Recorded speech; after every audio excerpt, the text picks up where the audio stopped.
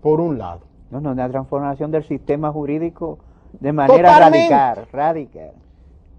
La nueva Constitución rompe la arquitectura de Montesquieu de los tres poderes del Estado. Entonces el poder electoral es un nuevo poder del Estado. Viene otro poder del Estado, que es muy importante, que es una garantía de parte de los derechos fundamentales y que no se ha discutido, que es la Defensoría Pública, que no va a depender ni del Ministerio Público ni del Poder Judicial. Ser autónoma, otro poder del Estado. Así queda. Así ahora. queda. Mira, eso es algo sin precedentes. Yo pensé. No, eso es autónomo. Eso es para garantía de que se imparta justicia con justeza. ¿No crees tú que se debió ser un espacio para los izquierdistas tomar más beligerancia? Pero lo obviaron. Lo obviaron porque el tema religioso y el tema de la reelección le quitó fuerza a los demás temas más importantes. Por ejemplo, esta Constitución marca un tránsito de democracia representativa a democracia participativa. Esta Constitución. Leonel Fernández lo entiende, solo Leonel, porque los otros políticos no entienden, pero él sabe lo que ha hecho. Cuando tú constitucionalices el presupuesto participativo, eso va a cambiar, va a modificar la cultura política en los municipios. Primero va a obligar a todos los ayuntamientos el año que viene a que articulen un presupuesto en una discusión con la sociedad civil. Entonces ya el que iba a política atraído porque el ayuntamiento recibe 100 millones al año y me gano tanto, ya eso se le va a cerrar. Ya con el presupuesto participativo constitucionalizado. Cuando tú tomas uno de los aspectos de los triunfos más grandes, que nada más Temístocles es el que lo menciona, que es el Consejo Económico y Social. Sí. Una de las debilidades grandes del Estado Dominicano ha sido la falta de continuidad en los proyectos y planes de desarrollo.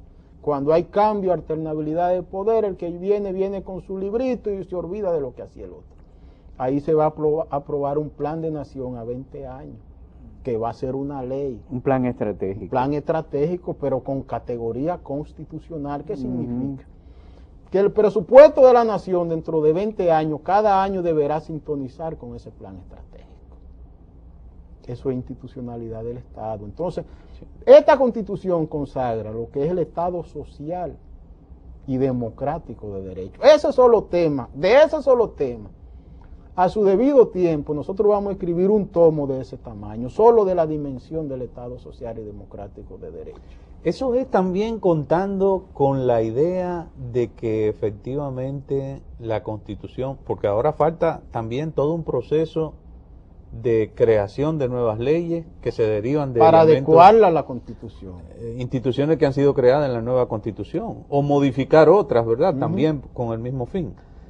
O sea, con que lleguemos también a una, digamos que a un convencimiento ciudadano y político sobre todo, de que la Constitución realmente es la norma que nos va a regir y que no va a haber una dualidad o una contradicción a veces entre lo que dice la Constitución y un cuerpo legal que muchas veces es un tanto contradictorio en algunos aspectos con la misma Constitución. Yo digo que a partir de ahora es que se va a respetar la Constitución, porque ese es el trabajo del Tribunal Constitucional, colocar la Constitución en un pedestal y garantizar que todas las demás normas sintonicen con ella.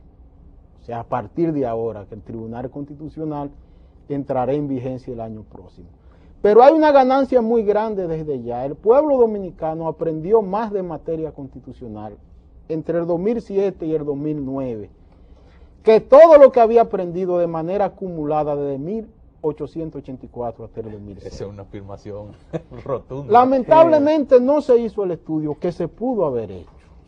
Se pudo hacer un estudio por segmento de la población, por nicho, para especificar el nivel de conocimiento que tenía la población sobre la Constitución antes del debate. Hay una parte, la dejo planteada antes de irnos a una pausa breve.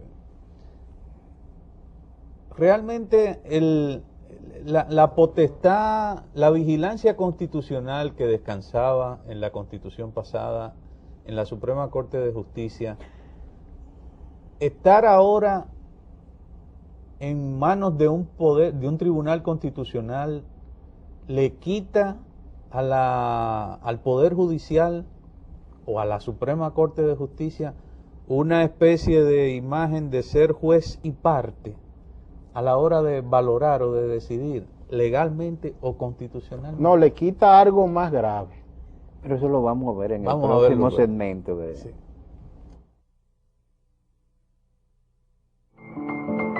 Hay que hacer de la política un ejercicio básico de la ciudadanía. La ciudadanía es el reconocimiento político de los derechos humanos.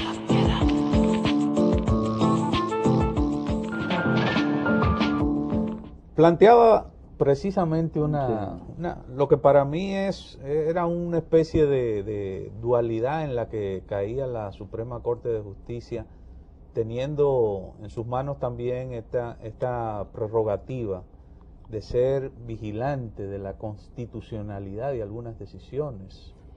El hecho de que la Suprema Corte de Justicia al mismo tiempo fuera el Tribunal de Control Constitucional, eso afecta mucho el desenvolvimiento de la justicia.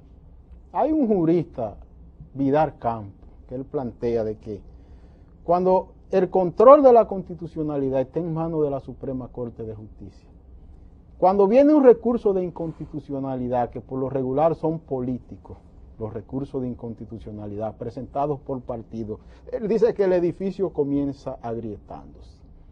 Y las columnas del edificio de la Corte Suprema de Justicia todas tiemblan, porque entonces el proceso hace que comiencen a cuestionar la vinculación política de los magistrados, y eso pone por el suelo a la justicia.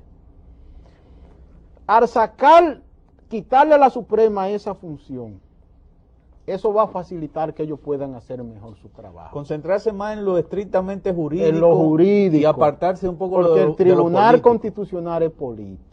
Bueno, que ese es un detalle interesante. En casi todos los países, veía que por ejemplo en Centroamérica, cuando se refieren a la Constitución, no dicen pura y simplemente Constitución, dicen Constitución política. Exacto. Aquí acostumbramos a hablar de Constitución de la República, pero es un texto eminentemente político. Inclusive se habla de derecho político y constitucional. Efectivamente. Pero el Tribunal Constitucional, por lo regular, es integrado por políticos de vuelo académico. Y ahí se da un debate de teoría política. Bueno, porque justamente, de eso es lo que hemos estado careciendo. O sea, la vida académica nuestra se ha achatado y ello se ha reflejado en el debate político. Entonces, no hay mentalidades en nuestro medio interpretando nuevas posibilidades, abriendo nuevos horizontes a lo que aparece como elemento literal en el pacto fundamental. Exactamente, porque primero el derecho constitucional es un derecho político. Entonces el juez ordinario tú no lo puedes poner a pensar como un teórico político. Ahí que está el punto grave. Sí. Entonces, esta es una especialidad. Hoy hay maestría en derecho constitucional, hoy hay maestría en derecho electoral. La ciencia jurídica que más ha avanzado en los últimos 20 años es el derecho constitucional, después que estuvo achatado, porque la ebullición del derecho constitucional viene cuando termina la Guerra Fría. Y de la noche a la mañana, todo el liderazgo de la nación comienza a actuar dentro del contexto de la democracia y a buscar el fortalecimiento del Estado constitucional democrático. Entonces ahí es que la Constitución se vuelve viva, material y dinámica. Mire, lamentablemente no hemos ni concluido con la primera parte de uno de estos dos tomos que estamos presentando. Apenas estamos dando el aperitivo. Sí. Hay una parte que se nos va a quedar porque ella misma es da todo un programa o mucho más.